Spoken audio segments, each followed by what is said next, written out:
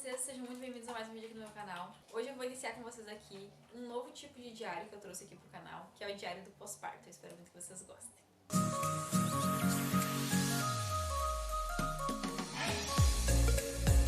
Bom, eu decidi então, através de um formato de diário com alguns tópicos, como eu já faço em alguns outros diários aqui do canal, se você não conhece, eu vou deixar as playlists aqui pra você ver, relatar pra vocês como vai sendo esse meu período do puerpério e um tempo depois dele também.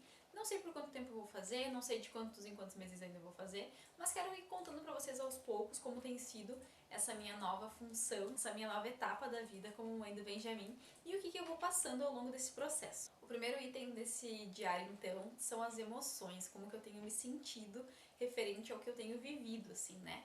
Então, o que eu tenho pra dizer pra vocês é que eu me sinto completamente apaixonada o tempo todo. É algo que eu já falei pro Jason, inclusive, várias vezes. Não sei explicar, sei que pra muitas pessoas não é assim, né? Essa sensação de amar e já sentir amor logo ao observar o bebê, mas pra mim foi, tá? Eu já tinha essa sensação de ter um sentimento muito forte pelo Benjamin ainda na gestação, e quando eu vi ele a primeira vez, isso ficou ainda mais forte diante dos meus olhos. E eu não sei, eu só me sinto apaixonada por ele o tempo todo, mesmo com as dificuldades, mesmo com os perrengues que a gente vem passando, mesmo com os desafios do primeiro mês que a gente viveu. Não sei, é o que eu sinto que mais toma conta do meu dia, sem dúvida, é essa sensação de estar apaixonada. E é uma delícia. O segundo item, então, do nosso diário do pós-parto é algo do qual eu não esperava, algo do qual eu vivi, do qual eu nunca imaginei que pudesse acontecer dentro da maternidade ou em algo que gira em torno do meu dia a dia, né, em função dessa nova rotina que a nossa casa tem. E não tinha como ser diferente, eu acho que isso está sendo para todo mundo, que é essa chegada da pandemia, essa chegada do isolamento, que simplesmente deu uma pausa gigantesca na nossa vida. O Benjamin nasceu no dia 9 de março e as coisas começaram a fechar por volta do dia 19 aqui na minha cidade. Então, antes mesmo dele nascer, a gente já estava ouvindo muitos relatos de muita coisa acontecendo, a gente já estava tendo algumas restrições no contato assim com as pessoas, a gente já não dividia mais chimarrão, a gente já estava um pouco mais afastado, mas de modo geral seguíamos com a nossa vida normal, né? E aí quando o Benjamin nasceu no dia 9, tudo ainda fluía normal, a gente pôde ter visitas no hospital, tudo mais ou menos como sempre foi. E eis que 10 dias depois as coisas simplesmente mudaram da água pro vinho, tudo fechou, todo mundo se isolou e estamos aí até agora esperando ver o que vai se suceder daqui pra frente. Foi algo do qual a gente realmente não esperava, nós esperávamos ter a nossa família e nossos amigos muito mais perto da gente nesse primeiro momento com o Ben, o que ainda basicamente não aconteceu, quase ninguém ainda o conhece, e a gente espera que isso se resolva logo, que isso passe logo pra gente poder voltar a ficar mais tranquilo e viver com mais tranquilidade e pra gente poder ter as nossas pessoas que a gente ama muito perto da gente e agora perto do Ben também. O terceiro item do nosso diário é o corpo. Como eu tenho me sentido em relação ao meu corpo, como tem sido esse processo de reconhecimento do corpo. E eu queria deixar bem claro aqui que não existe certo, não existe errado, existe o que cada um sente, o que cada um percebe no seu dia a dia, e algo que eu tinha muito na minha cabeça antes da gestação. Eu fiz o possível durante a gestação para me cuidar, para não ter um ganho de peso excessivo, não só pela parte estética, mas pela parte de saúde, pelo que eu desejava pro meu parto. Eu sabia que um sobrepeso repentino, assim, né, um ganho de peso muito grande pro parto não é algo que seria um ponto positivo, não poderia acabar não contribuindo muito. Então eu fiz a minha parte sim de me cuidar, tanto no ganho de peso quanto na qualidade daquilo que eu comia, e eu acredito que isso fez muita diferença no parto e no pós-parto, ainda que eu não tenha tido meu parto normal, mas eu acredito sim que deve ter feito diferença, até na forma como eu conseguia lidar com isso, assim, né? Então, eu sempre tive muito claro na minha cabeça de que eu não queria grandes cobranças sobre mim mesma e muito menos aceitar isso da sociedade ao redor, né? É o meu corpo, são as minhas regras, é o meu jeito de me sentir, mas o que eu pude perceber foi que é uma ferramenta muito completa, muito potente, assim. Então, eu não tenho cobranças quanto ao meu corpo, eu ainda tenho muita coisa diferente do meu corpo de antes e de certa forma eu não espero voltar como era antes, porque a gente sabe que isso é um processo que não acontece tão fácil e para muitas pessoas também não acontece. O corpo ele se transforma, ele muda e faz parte do processo todo, né? Eu sempre digo que é a história de uma vida que a gente gerou, então não tem como ser diferente, não tem como passar por isso ileso sem nenhuma marca, né?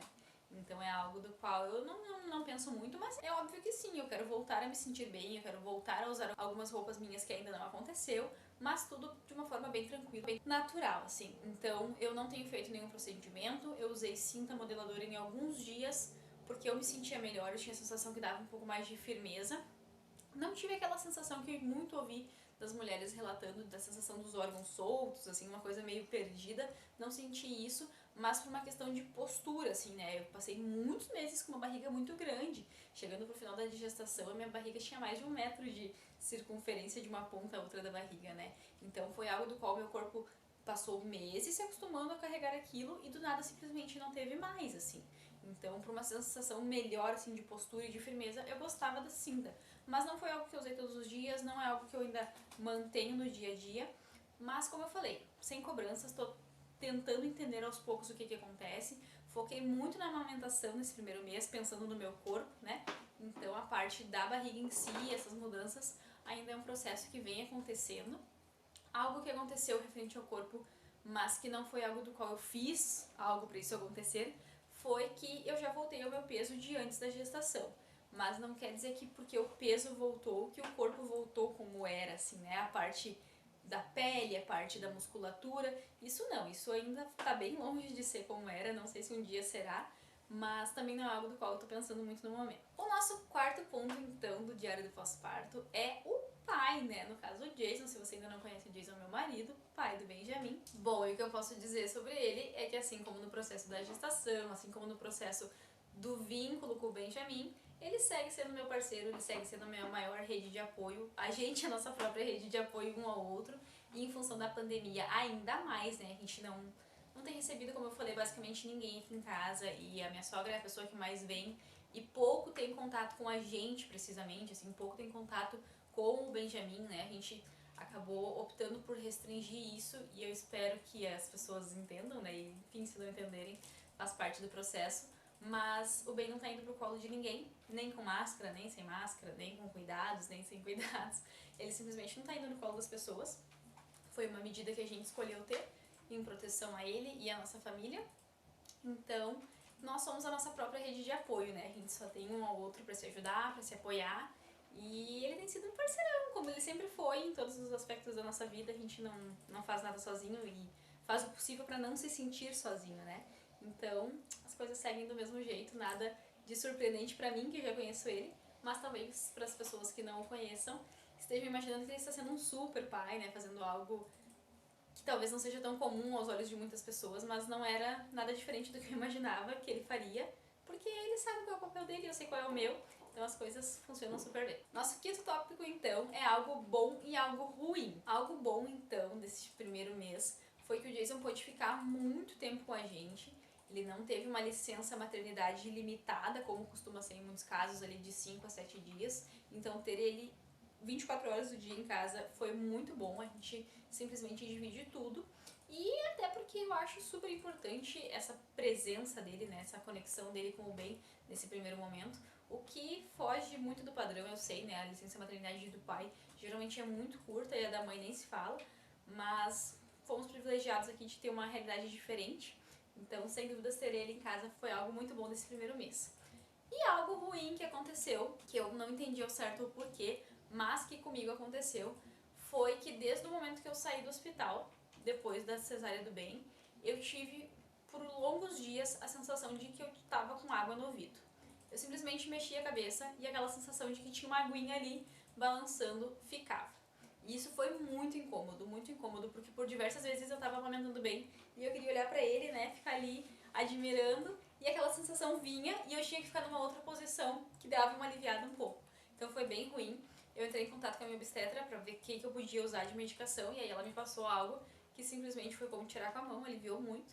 Mas até então eu não entendi por que isso aconteceu, da onde veio essa sensação. Não sei se isso é algo comum, nunca tinha escutado ninguém relatar sobre, mas foi algo bem ruim nesse primeiro mês. O próximo item do nosso diário é as crenças limitantes, né? Aquilo que a gente sempre escuta de quem já passou e a gente meio que pega aquilo pra nós e espera que com a gente vai acontecer da mesma forma. E algo do que eu posso dizer pra vocês é que cada caso é um caso. Eu muito ouvi, porque tu não vai dormir mais, porque agora acabou tuas noites de sono, porque esquece, isso não acontece mais. E na prática um pouco diferente, assim. E eu digo diferente pelo fato da gente ter buscado muita informação para entender o que esperar do bem nesse primeiro mês. Primeiro, tentar entender o que a gente poderia fazer para ele, para ajudar ele a ficar bem e, consequentemente, a gente estar bem também. Então, algo que foi muito importante para a gente entender é que o recém-nascido, ele não pode passar mais do que 3 horas sem mamar.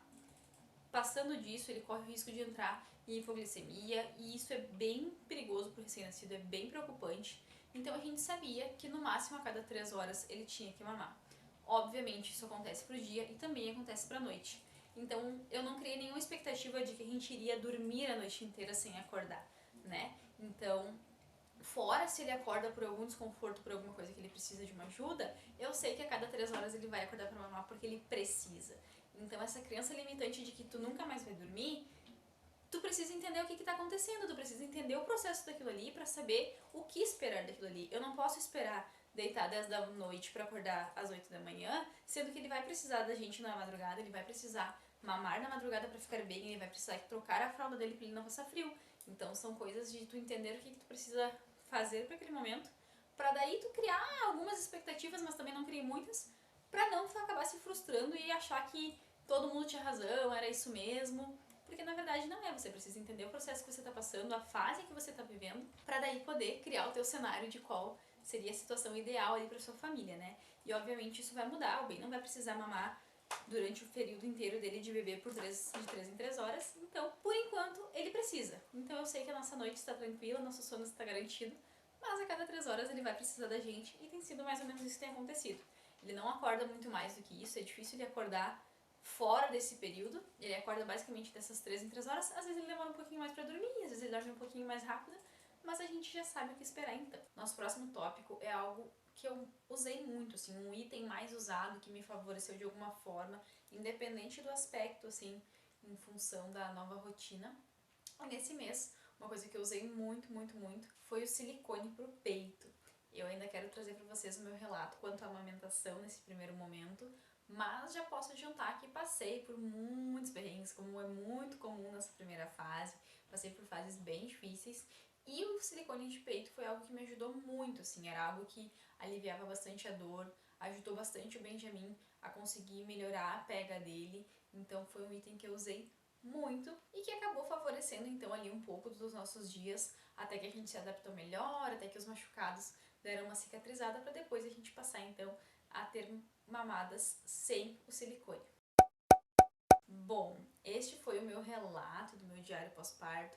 Muita coisa aconteceu, muitos aprendizados novos acontecem a cada dia. Eu passei por diversas fases quanto ao meu lado emocional, quanto à minha parte física, quanto ao meu cansaço, porque uma das coisas que eu aprendi ao longo desses dias é diminuir as expectativas. Eu já sabia bastante sobre isso, eu já tinha lido bastante sobre isso, porque a gente tenta se preparar muito para esse momento. Mas a gente cria expectativas, não adianta, né? É algo muito natural, assim. Mas eu comecei a entender na prática mesmo, assim, que a gente precisa diminuir as expectativas para que as coisas fluam de uma maneira melhor, assim, né? Então, é algo do qual eu venho trabalhando todos os dias um pouquinho. E eu sabia que o cansaço viria, óbvio, né? De uma noite inteira que eu dormia 12, às vezes até mais horas, agora ter que acordar a cada pouco, isso faz com que a gente fique mais cansado. Tu ter a responsabilidade inteira da vida de uma outra pessoa nas tuas mãos cansa, é cansativo, mas é muito gratificante. Mas assim, foi cansativo, tá sendo bem puxado. Todos os dias a gente aprende algo novo, todos os dias a gente repensa coisas para melhorar para outro dia. E não adianta, eles são bebês, não são robôs, né? Então tu pensa coisas que vão melhorar e daqui 2, 3 dias ele já tá diferente, ele já quer coisas diferentes, ele precisa de coisas diferentes e a gente tem que se reinventar, recomeçar, reaprender. Então é cansativo sim. Quanto à minha experiência com a cesárea, eu quero trazer mais relatos para vocês também, mas tive alguns processos ali na sequência do pós-parto, né? Referente a inchaço, dores. Eu tive por alguns dias depois que a gente já estava em casa, alguns episódios com tontura, onde eu fiquei realmente muito mal, tive que pedir ajuda pro Jason. Fui inventar esses dias de tomar banho sozinha e lavar o cabelo numa água bem quente, porque eu adoro banhos bem quentes. E não deu boa coisa, fiquei bem tonta, tive que sair antes de terminar o banho. Então, são coisas que a gente passa, né? Perrengues do dia a dia ali, aprendendo a se reconhecer, a reconhecer essa nova rotina, essa nova demanda da casa. Então, é é um processo, mas eu sempre penso assim que quanto mais consciente a gente tá vivendo aquilo, quanto mais a gente se prepara e quanto mais a gente busca entender aquilo tudo, melhor as coisas fluem. Óbvio que não diminui a preocupação, não diminui o quanto é intenso viver tudo isso, mas faz com que a gente sofra um pouco menos, assim, sabe? É isso que eu tenho percebido da minha experiência, pelo menos. Eu já recebi várias perguntas das amigas perguntando: e aí, como é que tá o puerpério? Como é que tá essa fase do pós-parto? E eu posso dizer que até o momento eu tenho conseguido lidar bem com as coisas, assim. Óbvio que eu tenho os meus momentos, óbvio que eu já chorei muito, óbvio que tem dias que é muito cansativo, que é muito exaustivo.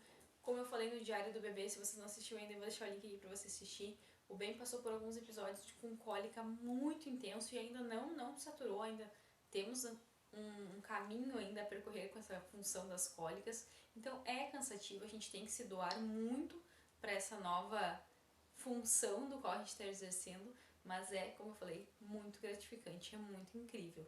Então, é um misto, assim, né? O primeiro momento, esse primeiro mês, assim, foi um misto de vários sentimentos, de vários momentos, mas muito bom até agora. E esse foi o meu relato no meu primeiro mês pós-parto, aqui aprendendo todo dia um pouquinho mais e trazendo cada vez mais coisas para vocês, para poder compartilhar com você que está vivendo isso, com você que está se preparando para viver isso logo mais. Eu espero poder contribuir com você de alguma forma. Se você gostou desse vídeo, não esquece de deixar o seu like aqui embaixo. E se você não é por aqui, vem ficar pertinho da nossa família, se inscreve aqui no nosso canal. Um beijo e até mais. Tchau!